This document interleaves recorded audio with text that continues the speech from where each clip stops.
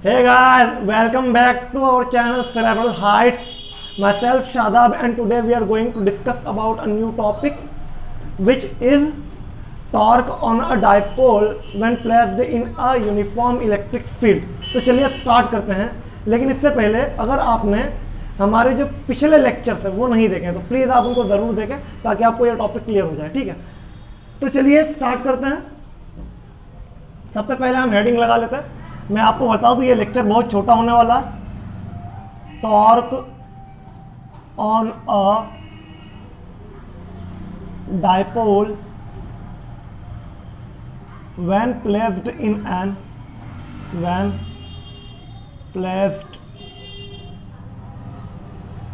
a uniform electric field.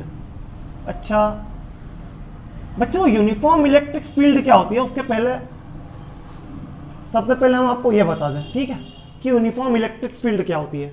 देखो, uniform का मतलब होता है एक जैसा।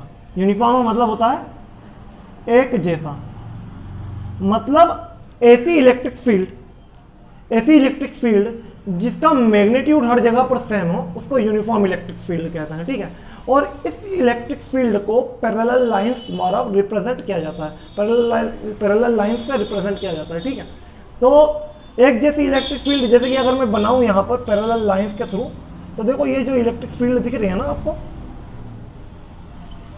ये इलेक्ट्रिक फील्ड जो दिख रही है, ठीक है, ये लाइंस जो है ये यूनिफॉर्म इलेक्ट्रिक फील्ड है। तो हमने मान लिया कि कोई यूनिफॉर्म इलेक्ट्रिक फील्ड है, कोई यूनिफॉर्म इलेक्ट्रिक फील्ड है E, जिसके अंदर एक dipole AB of length L किसी एंगल थीटा पर रखा गया। ठीक, अभी समझाते हैं इस चीज को भी।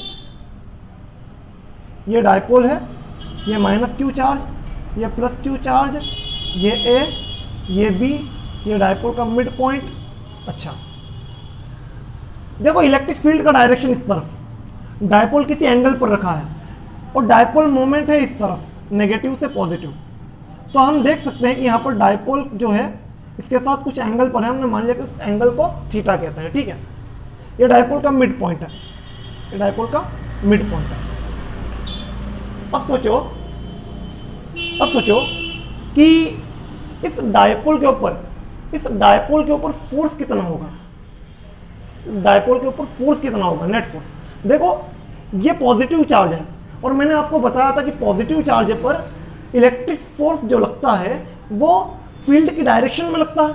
तो इस चार्ज पर फोर्स लगा इस तरफ F। अब देखो आपको पता है इलेक्ट्रिक फील्ड क्या होती है, फोर्स पर यूनिट चार्ज। तो यहां पर फोर्स कितना हो जाएगा भाई, Q इंटू E। ठीक है, ये Q का मल्टीप्लाई हो जाएगा। ठीक है, तो F is equal to QE इधर की तरफ लग रहा है, किधर, इलेक्ट्रिक फील्ड की डायरेक्शन में।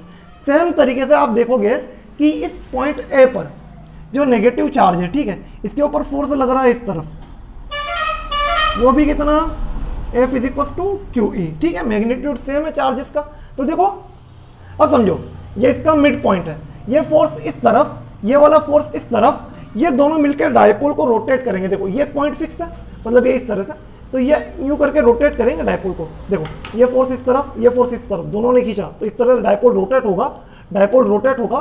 ठीक है, तो डाइपोल अगर रोटेट होता है, देखो नेट फोर्स इसके ऊपर जीरो है। अगर मैं बात करूं net force on dipole, net force on dipole, थोड़ा बड़ा कर देता हूं, ठीक है,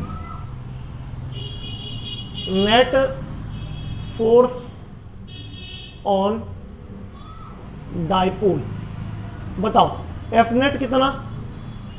देखो QE राइट में, तो राइट वाला फोर्स पॉजिटिव ले लिया और लेफ्ट वाला फोर्स नेगेटिव ले लिया, दोनों अगर कम हो जाएंगे, आपस में घट जाएंगे, ठीक है, तो क्या हो जाएगा, नेट फोर्स तो जीरो हो गया ना। मतलब यहां पर जो ट्रांसलेटरी मोशन है वो तो हो नहीं रही है, मतलब इक्विलिब्रियम में, कौन सा, ट्रांसलेटरी इक्विलिब्रियम है। ठीक है, ट्रांसलेटरी इक्विलिब्रियम।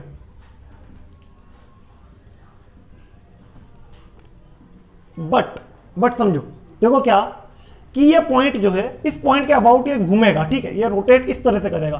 तो सोचो कि अगर नेट फोर्स जीरो है फिर भी ये वाले फोर्स की लाइन ऑफ एक्शन जो है वो इस वाले फोर्स से डिफरेंट है।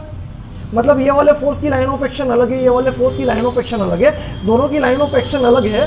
तो ये इसको रोटेट करेगा, मतलब इसके ऊपर क्या लगेगा, टॉर्क लगेगा, ठीक है, इसके ऊपर लगेगा टॉर्क। तो आपको एक चीज पता होगी कि टॉर्क होता क्या है। टॉर्क क्या होता है भाई? टॉर्क होता है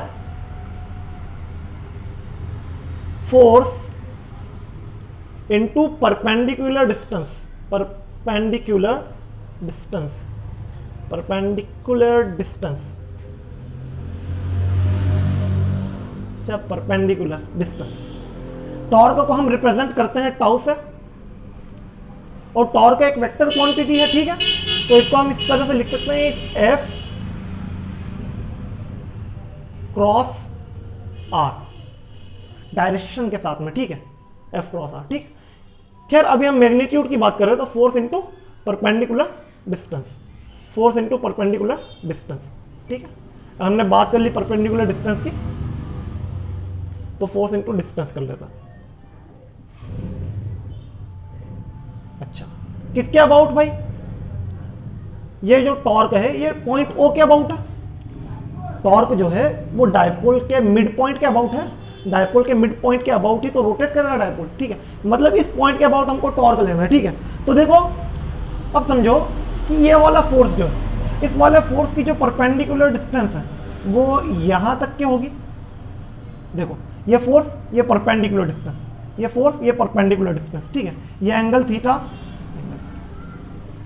अच्छा, इस वाले फोर्स की परपेंडिकुलर डिस्टेंस इस मिड पॉइंट से कहां तक की होगी? सोचो, ये होगी परपेंडिकुलर डिस्टेंस।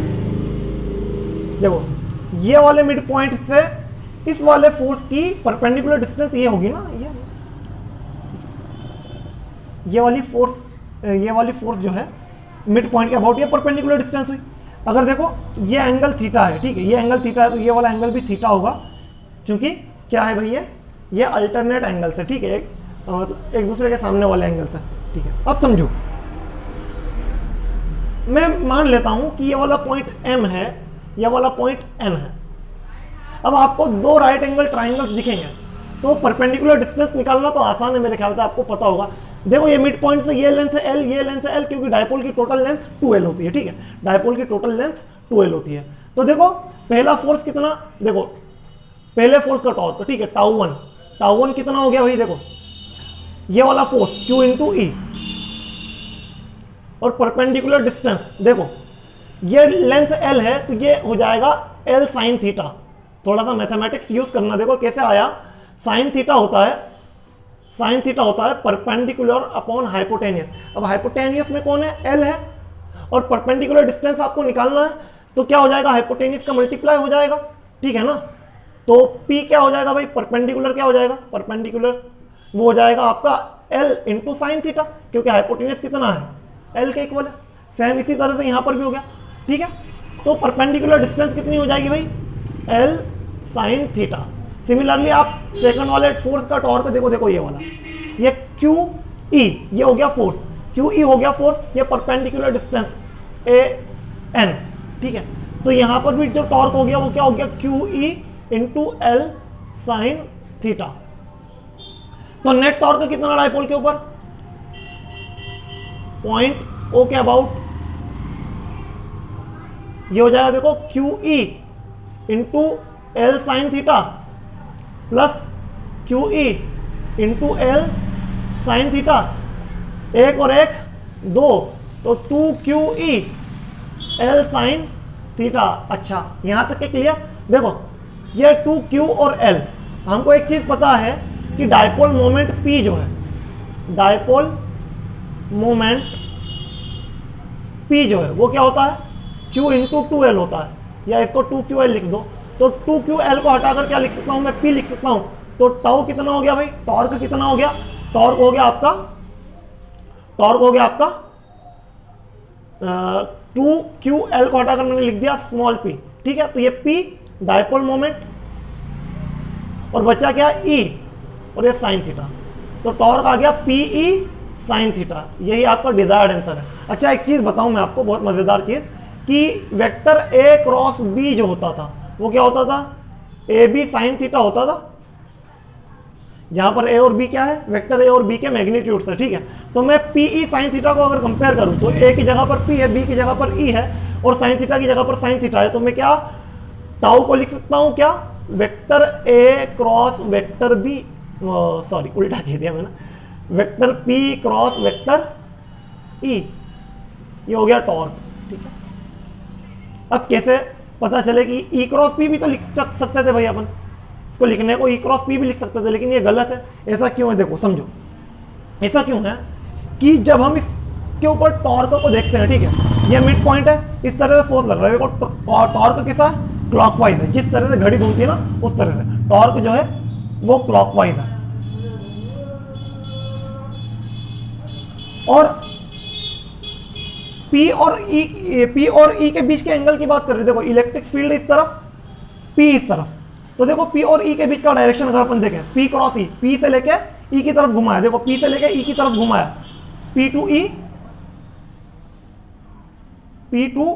ये वेक्टर की डायरेक्शन फाइंड करने का है, ठीक है। क्रॉस प्रोडक्ट होता है ना तब रिजल्टेंट वेक्टर की डायरेक्शन फाइंड करने के लिए होता है, ठीक है। तो P क्रॉस E की डायरेक्शन अगर आप चेक करो तो कितना होगा, देखो इस तरफ P से लेके E की तरफ घुमाया, तो क्या हो रहा है भाई, ये भी क्लॉकवाइज जा रहा है। अगर आप E से लेके P की तरफ घुमाओगे तो एंटी क्लॉकवाइज हो जाएगा, तो गलत हो जाएगा, ठीक है। E टू P जाओगे तो क्या हो जाएगा, एंटी क्लॉकवाइज हो जाएगा, जो गलत है। इसलिए मैंने कहा P क्रॉस E हमेशा सही होता है, P क्रॉस E हमेशा सही होता है। तो ये आपका टॉर्क का फॉर्मूला बना, टॉर्क का डेरिवेशन, ठीक है। अगर आपसे पूछा जाए नेट फोर्स कितना होता है डायपोल पर जब वो यूनिफॉर्म इलेक्ट्रिक फील्ड में, ठीक, अगर यूनिफॉर्म इलेक्ट्रिक फील्ड नहीं होती तो टॉर्क के ऊपर डायपोल के ऊपर कुछ ना कुछ फोर्स लगता, जिसकी वजह से वो ट्रांसलेटरी मोशन भी कर सकता था, ठीक है। लेकिन यहाँ पर क्या है कि नेट फोर्स जीरो है, क्योंकि इलेक्ट्रिक फील्ड जो है वो यूनिफॉर्म है, ठीक है। तो इसी के साथ हमारा आज का ये टॉपिक, छोटा सा टॉपिक था, खत्म होता है, ठीक है। इसके बाद में हम पढ़ेंगे इलेक्ट्रिक फील्ड लाइंस के बारे में, उसके बाद में हम पढ़ेंगे